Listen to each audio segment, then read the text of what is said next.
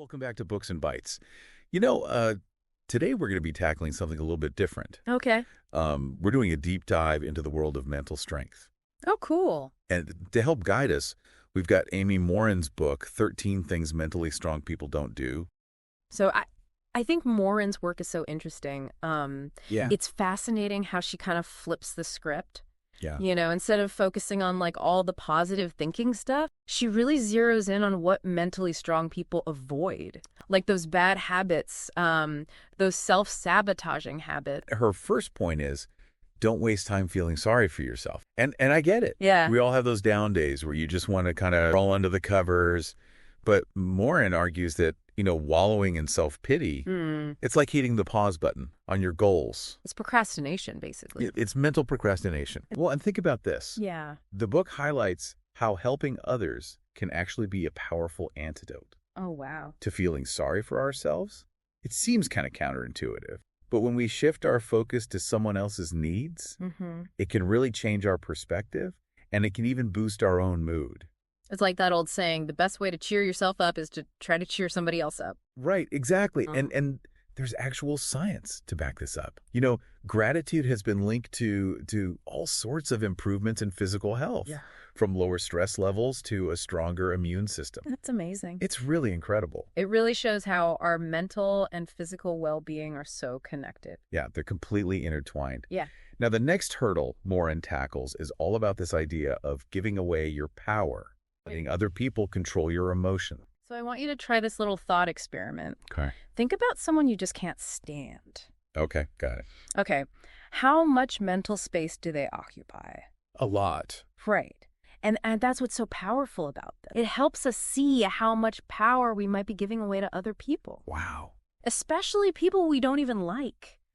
So Morin's advice for taking back the reins is really insightful. What does she say? Well, she suggests practicing forgiveness and not necessarily for the other person, but to free yourself from their hold. Another key is choosing thoughtful responses over just reacting impulsively. Oh, that's hard. It is hard, yeah. But it's about like taking a beat before you react, which can help you stay in control. So instead of letting your emotions run the show, you're calling the shot. Exactly. You become the director of your own emotional experience. I like that. Okay, what's next? All right, so the next one is don't shy away from change. And I think this one will resonate with a lot of listeners. Because it's so easy to just stay in our comfort zones, right? Yeah, it's human nature to crave the familiar, but change is inevitable. It is. And Morin argues that the longer we resist it, the harder it becomes. It does, yeah. And she connects this with a psychological principle called loss aversion. Okay. Which basically means we tend to fear losing what we have more than we value gaining something new. Oh, that's interesting. Like the saying, the only constant is change. Exactly. And so what does she suggest we do about it? Well, she has a really simple but effective tip. Okay. Make a pros and cons list. Just putting everything down on paper can really help you weigh the potential gains against that fear of the unknown. That makes a lot of sense because sometimes it feels so overwhelming. It does. It does. And if you just lay it all out, it becomes more manageable. Exactly. Yeah. It's a way to deconstruct that feeling of overwhelm and make a more rational decision. I like it. Okay. So this next one really struck me. Okay. Don't focus on things you can't control. And I think in today's world, where we're so hyper-connected and everything's moving so fast. Right. It's easy to feel like we need to be in control of everything to manage our anxiety. But trying to control things we can't control is like swimming against the current. You're just going to exhaust yourself. Yeah, you're just going to get tired and frustrated and not get anywhere. Exactly. So what should we focus on? Well, she emphasizes that our own behavior and attitude are ultimately within our control. Okay. It's about focusing on what we can influence. Yeah. Even when things around us feel really chaotic. Right. It's a powerful shift in perspective. So instead of getting swept away by all these external events, we can become the captains of our own ships. Exactly. Yeah. You take the helm. I like that. Okay. This next one is a classic trap, I think. Okay. Don't worry about pleasing everyone.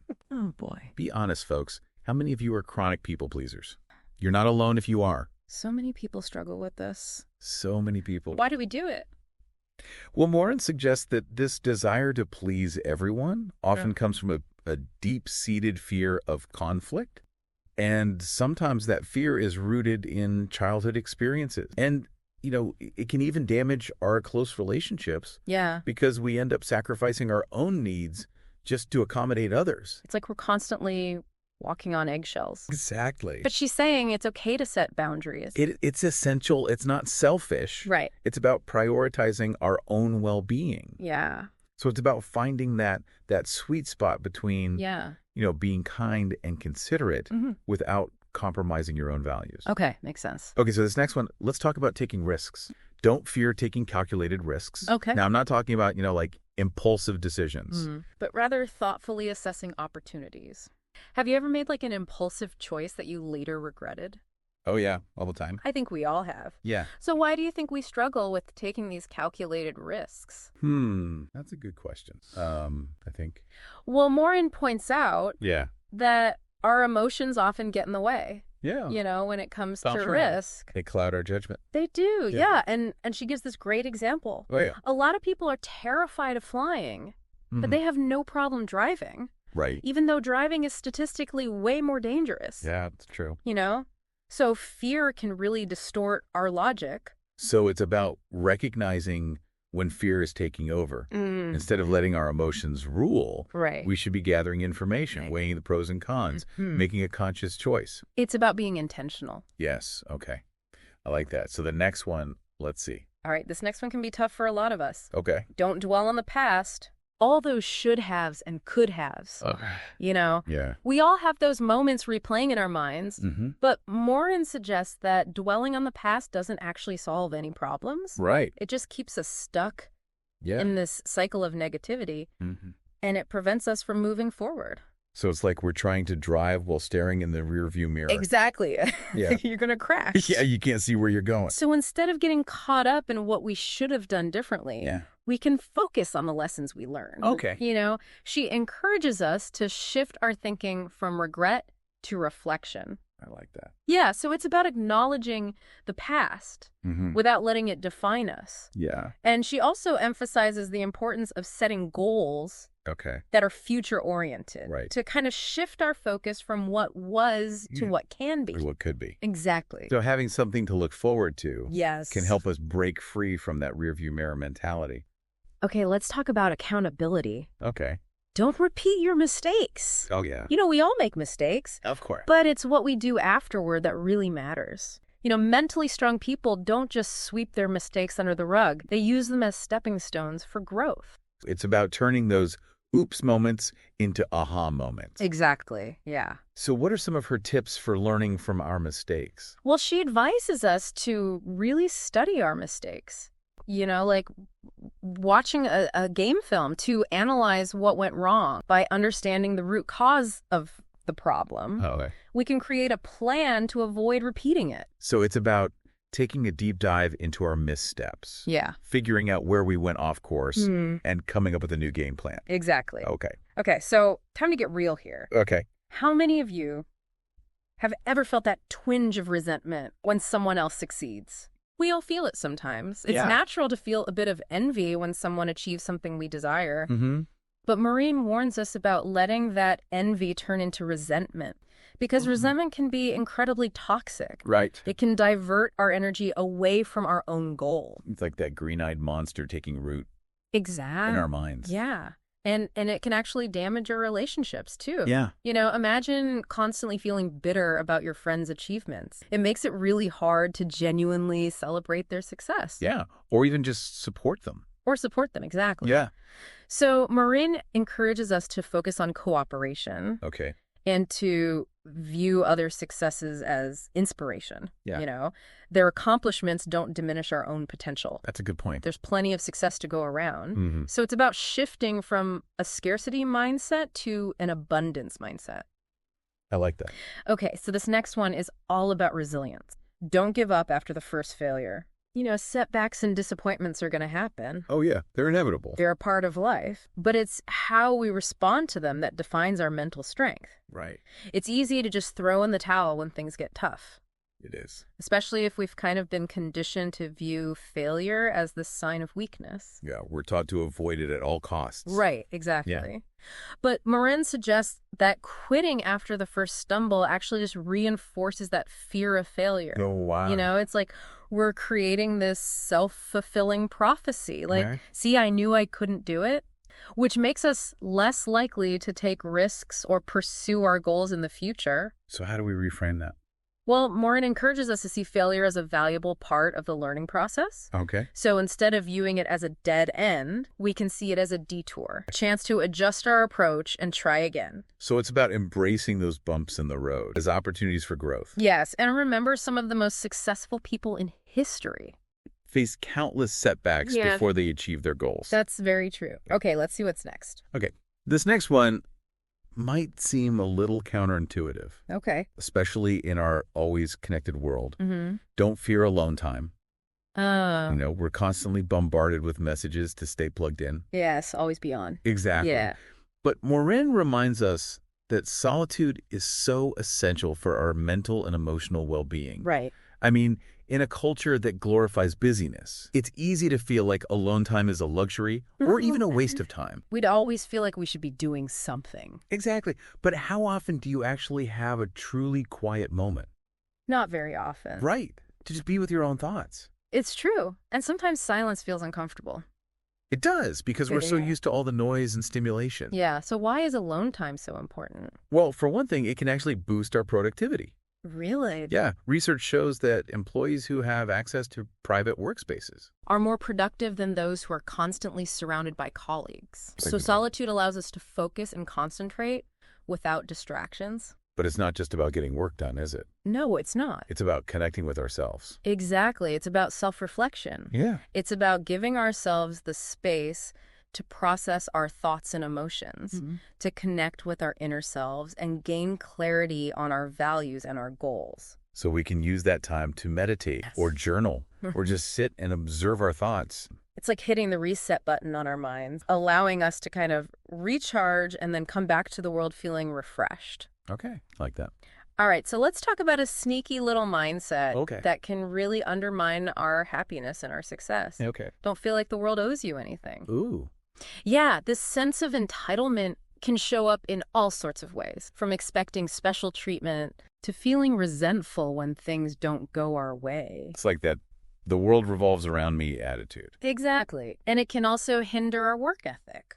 Oh, how so? Well, if we believe we're owed success, we're less likely to put in the effort required to achieve it. That makes sense. So instead of focusing on what we lack, Mm-hmm. Morin encourages us to cultivate a sense of gratitude and appreciate the opportunities that we do have. It's about recognizing that success is earned, not given. It's not a handout. It's something we create. Okay, and that brings us to the final point. Don't expect immediate results. Yeah, this is a big one. It is. We live in a culture of instant gratification. Oh, yeah. You know, we crave those quick fixes and overnight success. We want it all, and we want it now. Exactly. But Morin emphasizes the importance of realistic expectations Okay. and reminds us that real change takes time and effort. Hmm. Building mental strength is a process. It's a journey. It's not an event. Right? It's like that saying, Rome wasn't built in a day. Exactly, yeah. So how do we avoid getting discouraged when progress feels slow? That's a great question. Yeah. Well, Morin suggests celebrating those small victories along the way. Okay. You know, each step forward, no matter how small it is a sign of progress. Right. And remember, patience and persistence are key. Yeah. The journey might be long, but the destination is worth it. So it's about embracing the process, trusting the journey, celebrating our wins along the way, Exactly. and knowing that we might not see results right away. But with consistent effort and a positive attitude, we can achieve anything.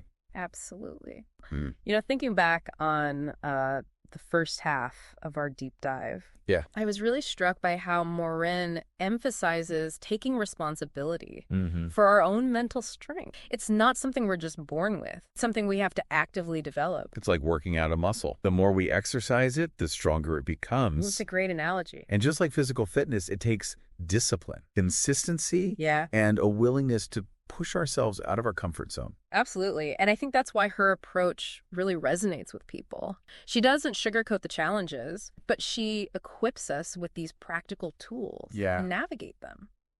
And speaking of tools, she talks a lot about the power of perspective, how the way we frame our experiences can really impact how we feel. We can view challenges as opportunities for growth, or we can see them as these insurmountable obstacles. Right. We can focus on the positive or dwell on the negative. It all comes down to the lens through which we choose to see the world. And so what are some of the tools she gives us for shifting that perspective? Well, one technique she highlights is cognitive reframing. Okay. Which is basically challenging those negative thoughts and replacing them with more balanced and realistic ones. So it's about recognizing that our thoughts aren't always facts. Just because we think something doesn't make it true. Right. Like, for example, instead of thinking, I'm a failure because I didn't get that promotion, we can reframe it as, this wasn't the right fit for me, but I learned some valuable lessons from this experience. Okay. So it's about catching those negative thought spirals. Yeah. And consciously choosing a more empowering interpretation. And don't underestimate the power of self-talk. Oh, yeah? The way we talk to ourselves really matters. You know, it has a huge impact on our self-esteem and our outlook. So it's not just about those positive affirmations. It's about being kind to ourselves. Yes. Treating ourselves with the same compassion that we'd give a friend going through a tough time. We wouldn't berate a friend for making a mistake. Right. So why do we do it to ourselves? Like we have this inner critic constantly pointing out our flaws. That inner voice can be so harsh. It can. But Morin encourages us to quiet that critic, to embrace our imperfections as part of what makes us human. I think that's what makes your book so relatable. I agree. It's not about this unattainable ideal of perfection. Right. It's about accepting ourselves as we are. Warts and all. Warts and all. So it's not selfish to set boundaries. No, not at all. It's an act of self-care. When we have those clear boundaries, we're better equipped to manage stress, avoid burnout, maintain healthy relationships. Absolutely.